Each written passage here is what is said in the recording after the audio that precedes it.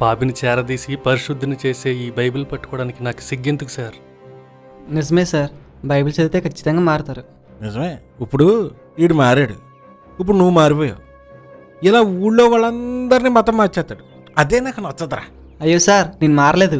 నాకు అందరూ దేవుళ్ళు ఒకటే. నేనైతే మారలేదు, మారను కూడా. అలాంటి మాటలు మాట్లాడుకో. నీలాంటి వాళ్ళ వల్ల మన దేశం అలా అయిపోతుంది. సార్, కాలేజీ టైం అయిపోతుంది సార్, వెళ్తామండి. నీకే కాదు, వెళ్దాం. నాకు కాలేజీకి టైం సార్ ఒక అవుతుంది. నిమిషం సార్, ఎలాగో పొలం వచ్చారు కదా సార్, ఈ పక్కనే మా ఇల్లు. కుదరదురా బాబు. ఈ పక్కనే సార్ మా ఇల్లు.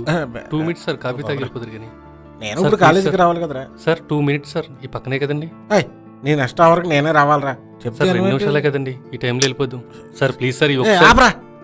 ఏం మనుషురా బాబు. సార్ మీకు ఇష్టం లేకుండా మా ఇంటికి కాఫీకే తీసుకెళ్ళకపోతున్నాను కదా సార్.